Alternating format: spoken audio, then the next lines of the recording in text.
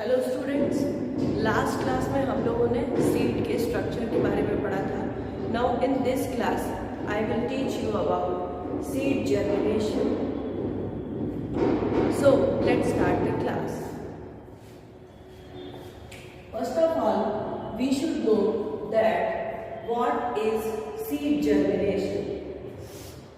Actually, seed germination is a process in which a seed develops to form seedling or a new plant. यानी कि seed will develop to form seedling और उसी से फिर क्या बनता है, न्यू प्लांट का फॉर्मेशन होता है. और इसी प्रोसेस को हम क्या कहते हैं, सीड जर्मिनेशन कहते हैं.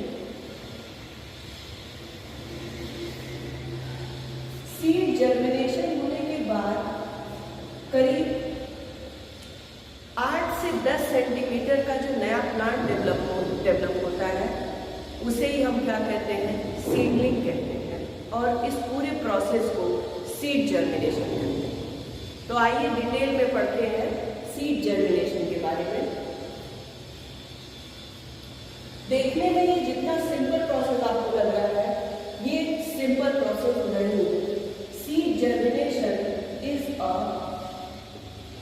Complex process and it involves several steps. बहुत सारे स्टेप्स इन्वॉल्व होते हैं. पहला जो स्टेप है वो है imbibition.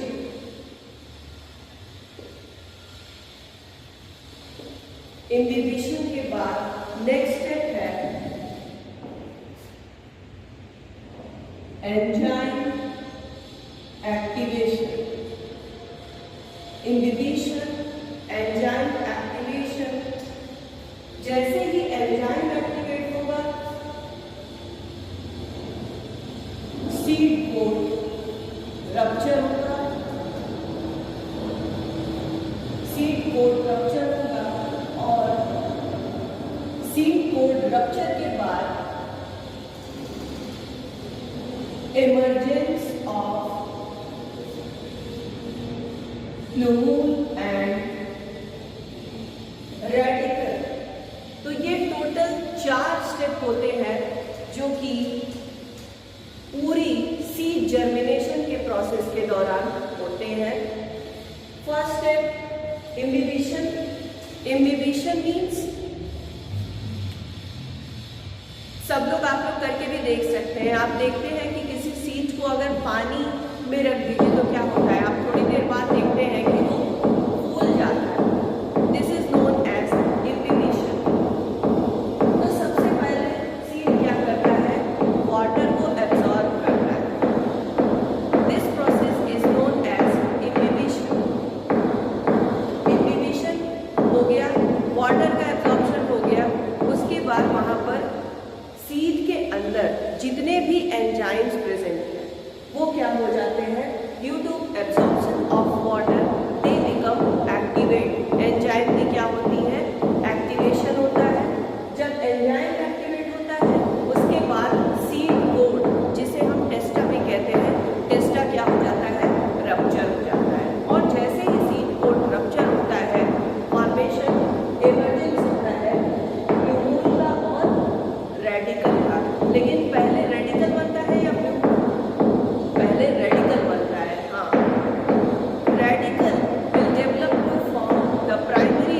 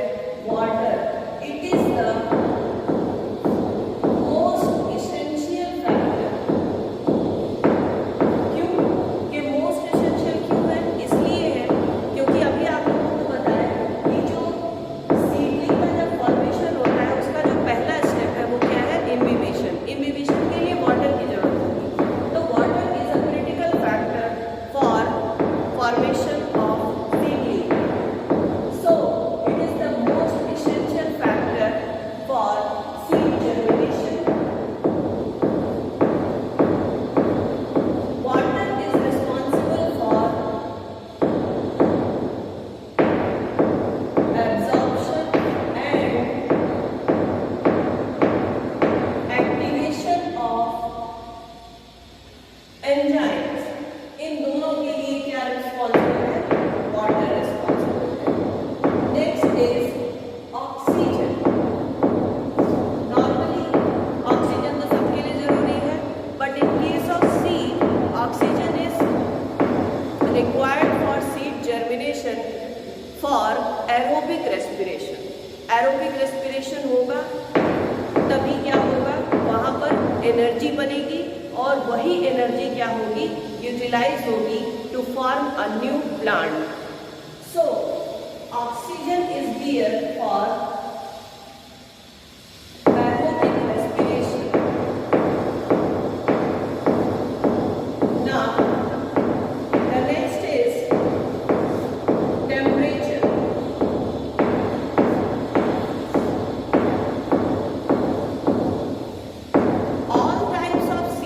Require specific range of temperature for seed germination.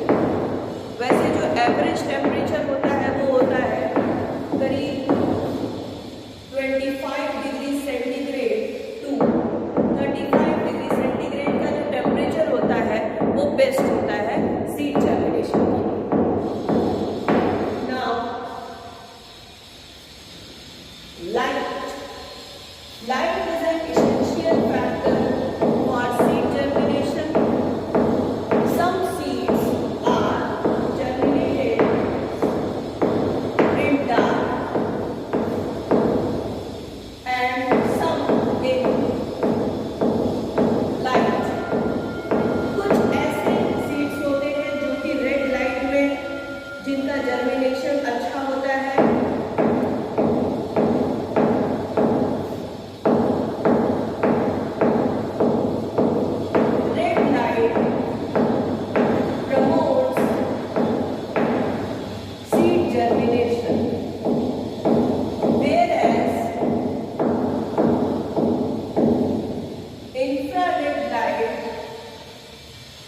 far red light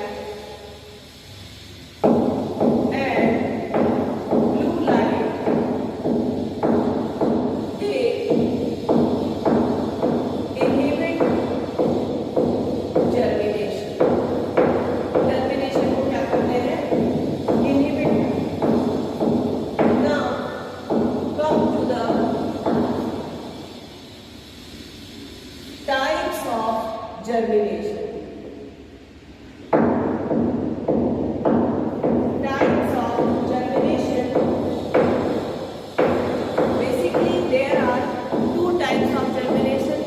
Apigeal germination and hypocotyl germination.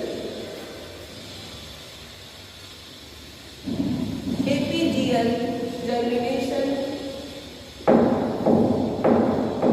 and दूसरा है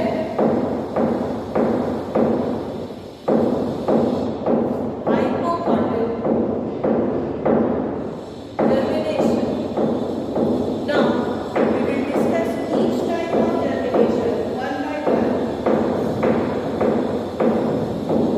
First is apigeal germination. Apigeal germination का जो elongation region होता है, elongation region is hypocotyl. Hypocotyl is the elongation region in the apigeal type of germination. Apigeal germination नाम से ही clear है, जो cotyledons होते हैं वो above the soil surface आ जाते हैं. Cotyledons are pushed up on the soil surface. क्योंकि hypocotyl क्या हो जाता है, उसकी लेंथ बहुत बड़ी हो जाती है, elongated हो जाता है, तो वो क्या करता है, cotyledon को पुश कर देता है.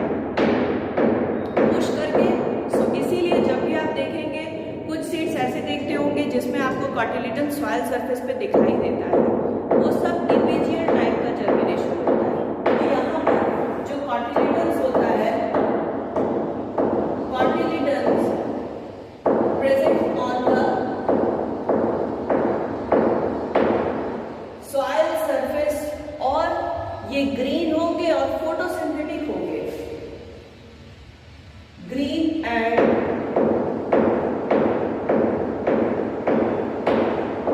फोटोसिंथेटिक।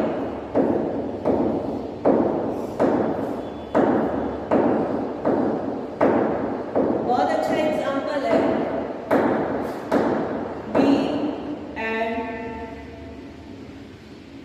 मस्टर्ड। कुछ और एग्जाम्पल्स आप लोग लिख करके मुझे बताइएगा।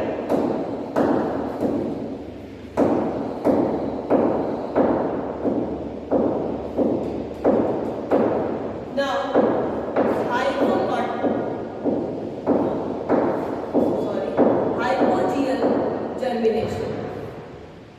हाइपोजियल जर्मिनेशन में क्या होता है, इसमें कॉटिलिडन सॉइल सरफेस पे नहीं होता है, अंदर ही होता है सॉइल सरफेस में। यहाँ पर जो इलॉन्गेशन रीजन है, इलॉन्गेशन रीजन इज एपिकॉटिल। एपिकॉटिल क्या होता है, इलॉन्गेटेड होता है और कॉटिलिडन्स रिमेन अंडरग्राउंड। ये अंडरग्राउंड होता है, सॉइल के भीतर ही होता है। और इलॉन्गेशन रीजन जो क्या है, एपिकॉटिल है, यही ग्रो करके बनाता है फर्स्ट कॉटिलिडनरी लीफ। ये क्या बना देता है, फर्स्ट कॉटिलिडनरी लीफ का फॉर्मेशन कर देता है एपिकॉटिल। जबकि एपीजियल टाइप ऑफ जर्मिनेशन में हाइपोकॉटिल बनाता है। बहुत अच्छा एग्जाम्पल है ग्राम, मैंगो,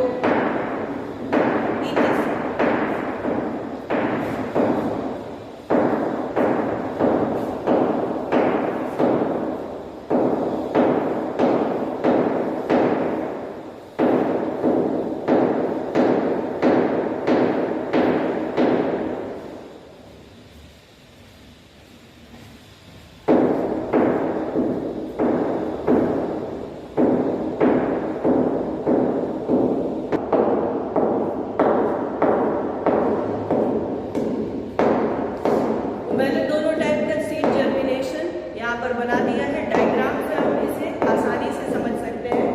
ऊपर का जो डायग्राम आप देख रहे हैं ये है एपीजियल जर्मिनेशन, और ये जो दूसरा डायग्राम है ये है हाइपोजियल जर्मिनेशन। एपीजियल जर्मिनेशन में ये देखिए सीड है, सीड से रेडिकल का फॉर्मेशन हो रहा है, ये डेवलप करके देखिए इलॉन्गेटेड हो गया। हाइपोकॉटिल इलॉन्गेटेड आपको दिखाई दे रहा है, जिसकी वजह से क्या होगा, इस इलॉन्गेटेड हाइपोकॉटिल की वजह से ही ये जो कॉटिलिडन है वो सॉइल सरफेस पर आ जाएगा। उसके बाद ये देखिए सीड लीव्स है, ये प्राइमरी लीव्स है, और रेडिकल यहाँ पर फिर क्या बना लिया है, रूट बना लिया है।